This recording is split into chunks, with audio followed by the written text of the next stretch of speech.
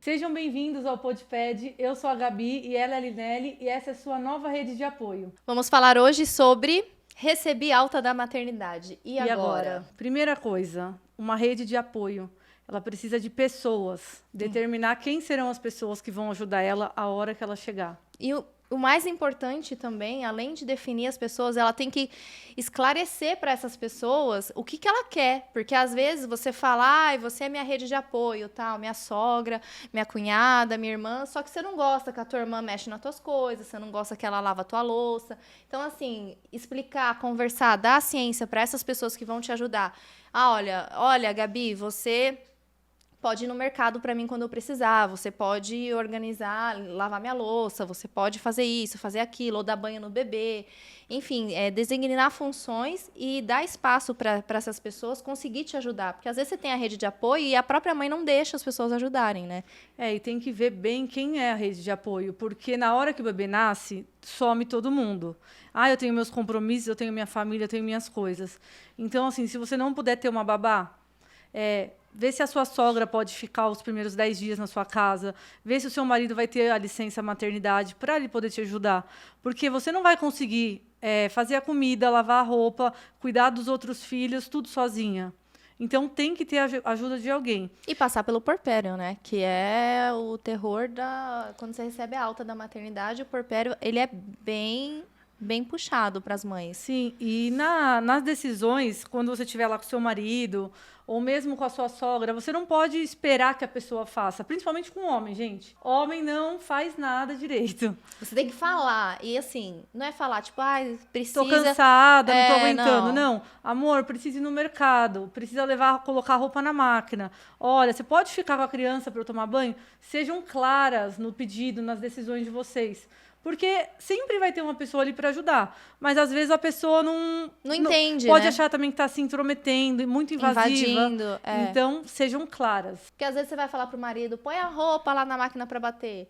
E ele põe a roupa para bater. E foi o que você pediu. E a roupa não será estendida nunca nessa vida, entendeu? Então, põe a roupa pra bater, depois estende, depois recolhe, dobra e guarda, entendeu? Às vezes a gente tem que ser bem clara, assim, tem que falar, tem que expor. Se tiver uma sogra, uma tia, a mãe, né? Também seja clara. Fala, mãe, agora eu quero fazer isso, agora eu vou ficar com o bebê.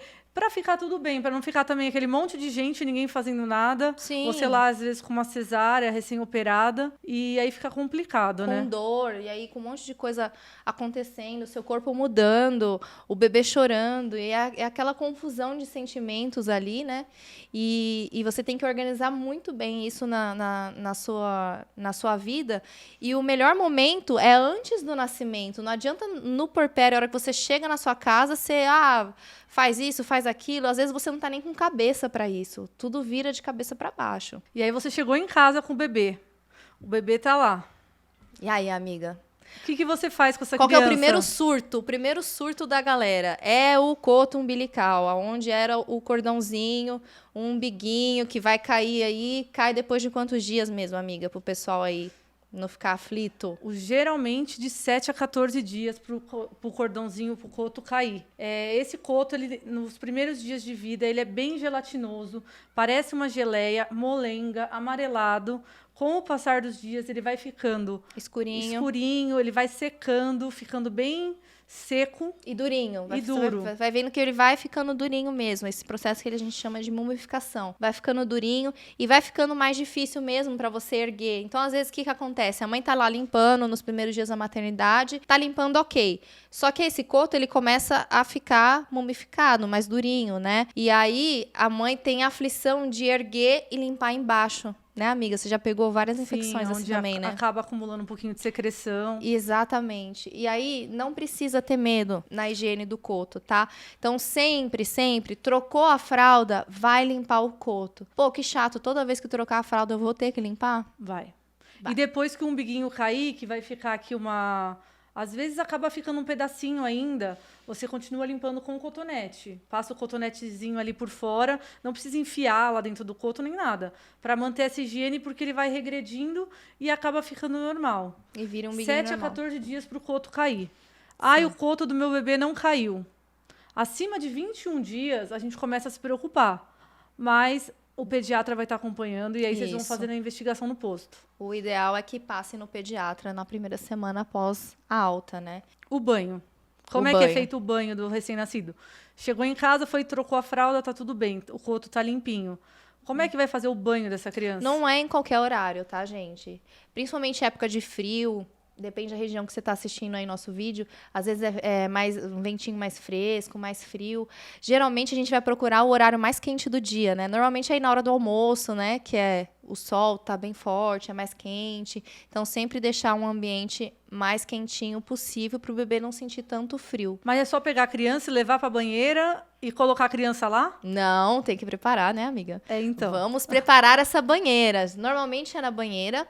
Você vai colocar a água mais quentinha do chuveiro. Cuidado na hora de colocar o bebê na banheira sem testar a temperatura dessa água. O importante é testar a temperatura. Por quê?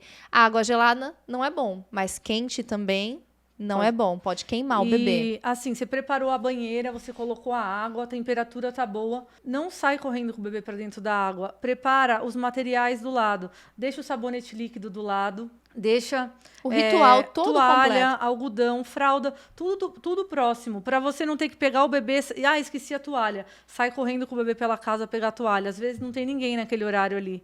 Uma Então- garrafinha térmica para poder fazer a higiene, porque às vezes acontece. Às vezes você dá o banho na criança, a hora que você coloca no trocador, pronto. Fez um cocôzinho, fez um xixi, você vai ter que limpar. E aí tem que deixar a garrafinha de água morna, tudo certinho. E testar a temperatura dessa água da banheira. O melhor jeito de testar a água da banheira é no dorso da mão, que é a pele mais sensível que a gente tem, né? O nosso sensorial. Você coloca a água no dorso da mão ou essa parte interna do braço. Você suportando essa temperatura é a temperatura ideal da banheira para você colocar o seu bebê sem risco de queimar. Saindo do banho, pega o seu bebê, coloca lá no trocador, em cima da cama, né? Forra um paninho porque às vezes o bebê acaba fazendo xixi ou cocô. Tem que colocar a fralda. Como é que faz para colocar a fralda? Aí a gente podia chamar vários assistentes, né? Aqui. Para poder colocar essa fralda no bebê. Então vamos lá. A gente não vai fazer isso, senão a gente vai ser divorciadas. Muito bem, gente. A fralda tem 2 lados, a primeira coisa. Primeira coisa, ela vai ter 2 lados. Geralmente o lado que não tem o adesivo é o lado que fica na frente, tá? Colorido. O coloridinho. Esse lado aqui, que tem essas filepinhas, que é onde Adesivos. cola os adesivos, fica pra trás, no bumbum do neném, porque você vai colocar o neném aqui e isso aqui vem pra cá, tá? Então, quando for trocar a fralda, que é o que a Gabi falou, você tem que preparar todo o cenário para que você não acabe deixando o seu bebê, porque o bebê, ele não rola, não faz nada, é bonzinho e tal, mas a gente não pode dar sorte pro azar, tá? Porque é aí que acontecem os acidentes domésticos, né? E a gente terá um tema desse aqui no nosso Podpad, falando dos acidentes domésticos. Tá muito legal, né, amiga? Muito bom. E aí, voltando para a fralda. Vamos pegar essa fralda. Preparou tudo. Amiga, você pegou a garrafa aí de água morna, Tá aqui, tudo. ó. Tudo certo. O algodão, o álcool 70 ou limpezinha com sabão no umbiguinho, cotonete. Então, você abre a fralda e vai colocar o neném aqui. Quando tem menininho, pipizinho, a gente recomenda deixar ou um algodãozinho, ou um paninho, alguma coisa aqui, porque eles gostam de fazer o xixi na cara da mamãe, do papai, de quem tá trocando, né? Então, esse truquezinho aí pra você não E pra ser limpar banhado. a fralda, pode limpar de qualquer lado. Não. Menina. Pega aí o seu algodãozinho, vamos aí limpar. A menina, geralmente a gente limpa de cima para baixo, para evitar contaminação. Se tiver um cocô, alguma coisa aqui na fralda, a gente vai limpando de cima para baixo. Vai limpando de dentro para fora, limpa as dobrinhas da perna e despreza. Pega outro, molha na água, mesma coisa. Tá limpo. E Precisa passar pomada? Pode passar, pode passar. Você vê com o seu pediatra se ele recomenda. Se tiver assadura, é uma pomada específica para assadura. Se não tiver assadura, é uma pomada de prevenção. Isso vai de mãe para mãe, de pediatra para pediatra. Uma dica muito importante da fralda, nessa parte aqui da fralda, você dobra ela um pouquinho antes de colocar. Ó, faz uma dobradura, né? Aqui na fralda.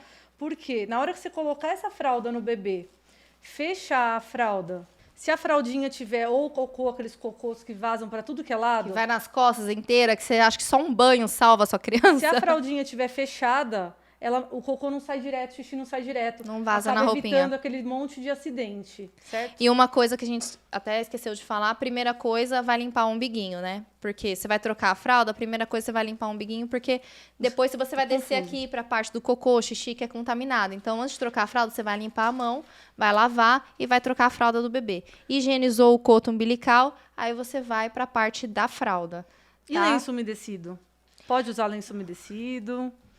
Os pediatras, né, a maioria orienta a evitar o lenço umedecido, tá bom? Porque a pele do bebê é bem sensível. Então, assim, só que é muito prático, né, gente? Quem que vai andar com uma garrafinha de água morna pra cima e pra baixo quando leva, por exemplo, o bebê no pediatra? Ninguém, né? Então, É bom senso. é bom senso. Vamos usar com moderação aí, em momentos específicos. Vai no pediatra, leva um lenço umedecido, tá em casa, aquece a aguinha, fez um cocô mais fedido, maior quantidade, acaba dando um banho, passa um pouquinho de água no bumbum do bebê para evitar a assadura, né? E sempre, lembre, sempre, seca muito bem a região antes de colocar a fralda. Limpou, seca muito bem, porque a dermatite vai acontecer no ambiente que tiver úmido e quentinho. O que é dermatite? É a inflamação, e a gente fala dermatite de fralda, é a inflamação da região aqui do períneo, da periquitinha, do piu-piu, do bumbum da criança. Acaba não secando muito bem, ou demora muito tempo para trocar as fraldas, tá? Então, tem que trocar. Não tem xixi, não tem cocô, não vou trocar, mas já faz mais de 3 horas que ele tá com essa fralda. É interessante você ponderar a troca para evitar uma dermatite de fralda, tá bom? E lembrando sempre, na hora que trocou a fralda, deixar o umbiguinho para fora, se ele ainda não caiu, para ele respirar, para ficar uma pele mais seca, mais arejada, que isso também ajuda o umbigo a cair mais rápido. Vamos fechar aqui para ela ficar bem comportadinha, tá de fralda e com um coto limpo. Beleza, o pai já aprendeu a trocar a fralda, já aprendeu a limpar o coto, já aprendeu a dar o banho. Mamães, pega esse vídeo e manda no WhatsApp do pai. Fala que é uma coisa super importante e ensina ele a trocar a fralda. Porque é esse momento que você vai conseguir tomar um banho, vai lá tomar um cafezinho, tomar uma água, respirar, olhar na janela, ver o dia, entendeu? Delega um pouco essas funções. Porque o peito é só você que vai conseguir dar, mas as outras funções a gente consegue dividir, tá? Então, assim, quem é mãe solteira, tem uma amiga, uma vizinha, alguém para ajudar, é legal, encaminha esse vídeo para poder ensinar a trocar a fralda direitinho, porque eu sei que as mães às vezes ficam apegadas e acham que ninguém vai fazer tão bem quanto elas, mas é legal a gente conversar, orientar e dividir essas tarefas para a mãe não ficar tão sobrecarregada, né, amiga? Agora vamos falar de uma coisa polêmica. O berço do bebê. Berço. Como que a gente vai montar esse berço do bebê? O berço, as mães, as vós gostam de colocar 1 milhão de itens. É protetor de berço, é travesseiro, é ursinho de pelúcia, é colcha, é lençol. É tudo. É tudo. Vamos falar hoje de um termo que é o berço seguro.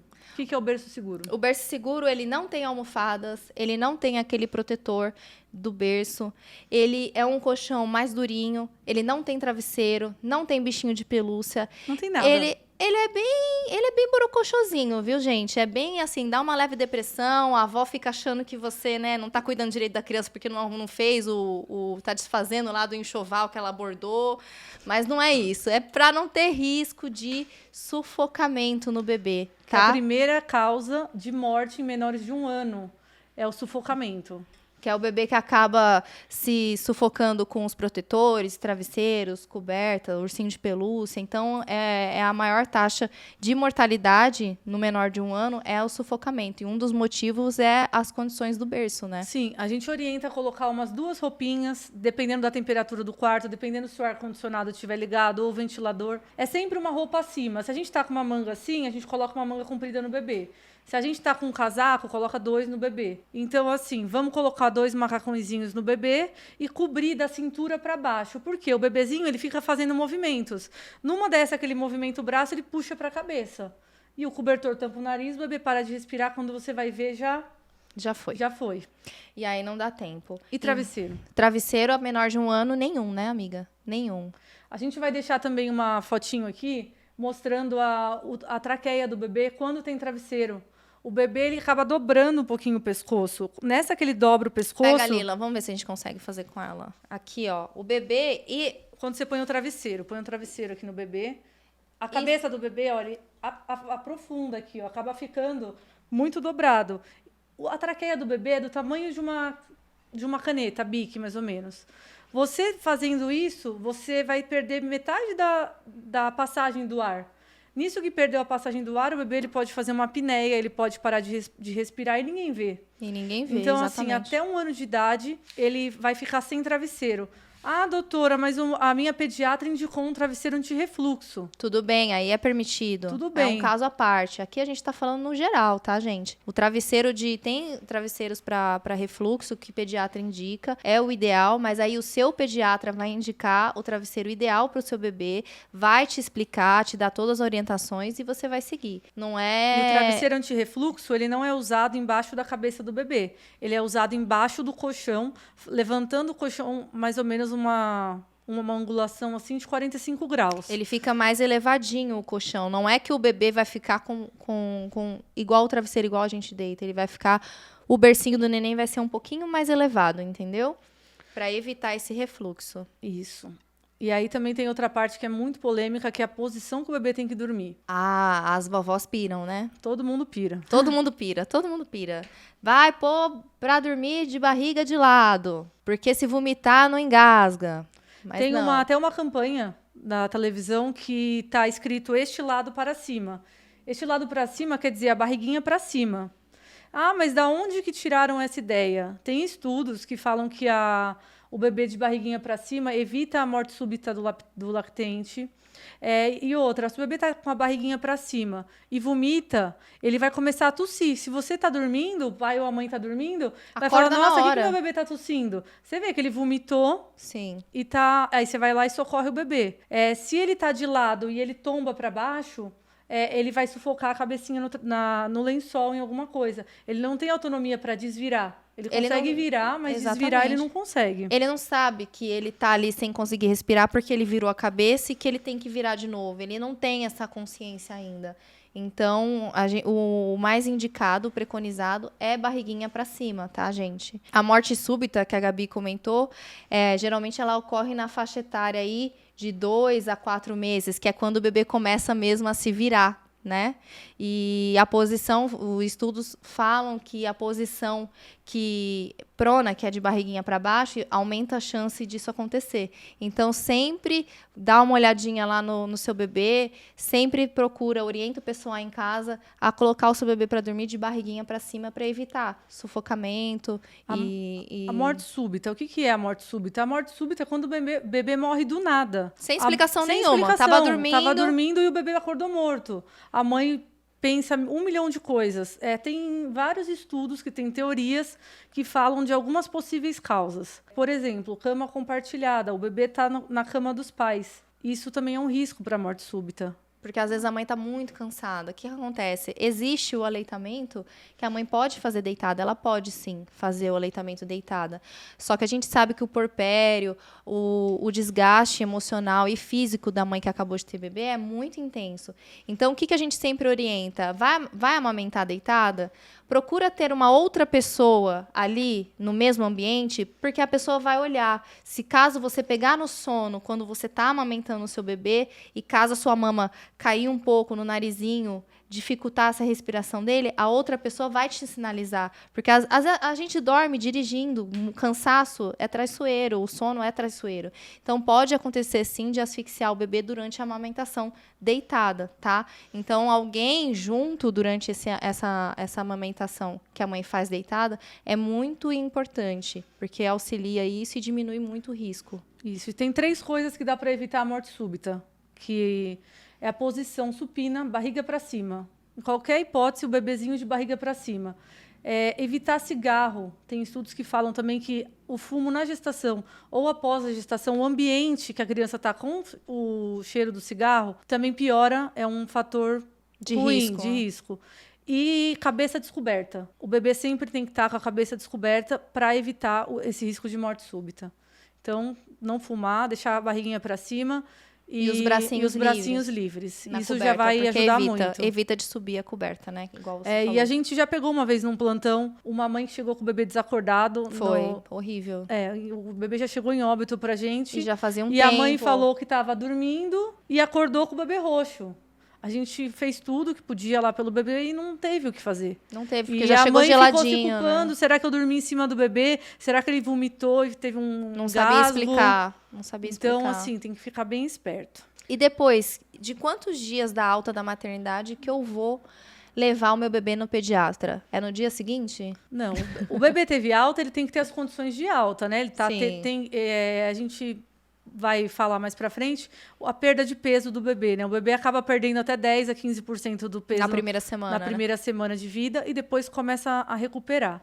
Então, até o 15º dia de vida, a gente faz uma primeira consulta, pesa o bebê, vê se não ficou amarelinho, se não teve icterícia, vê se ele tá fazendo xixi e cocô direitinho. Estando tudo bem, o retorno vai ser a cada 1 mês. E aí, nessa consulta, nessa primeira consulta do bebê, o pediatra ele vai olhar de novo o pré-natal da mãe, os exames, vai olhar o resumo de alta da maternidade, porque às vezes é um neném que precisou fazer fossoterapia, que é o banho de luz para icterícia, que a Gabi falou agora. Às vezes é um bebê que precisou fazer antibiótico, ou às vezes é um bebê que ficou com desconforto respiratório, ficou cansado, ficou na UTI. Então, o pediatra que vai falar, avaliando todo o resumo de alta da maternidade do bebê, ele que vai falar para você de quanto em quanto tempo que você vai fazer esse retorno, tá? Mas o recomendado aí pro bebê que não teve nenhuma intercorrência, não ficou em UTI nem nada, geralmente é nos primeiros 15 dias, para estar avaliando essa questão do peso e programar, né, a avaliação. Às vezes o bebê precisa um acompanhamento, alguma coisa assim, ou um encaminhamento, que nem fratura de clavícula, ele vai encaminhar para um ortopedista estar acompanhando, né? Acompanhar uma icterícia, se tiver um pouquinho amarelinho na hora da alta. Exatamente.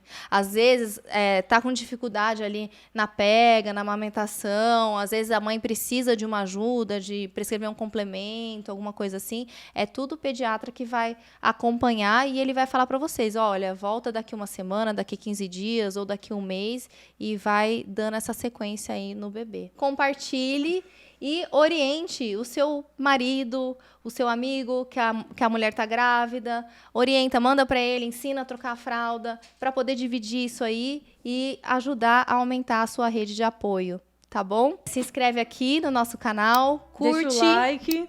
Quem gostou do vídeo, curte, manda para um amigo, compartilha, ativa os sininhos. E até o próximo vídeo, pessoal!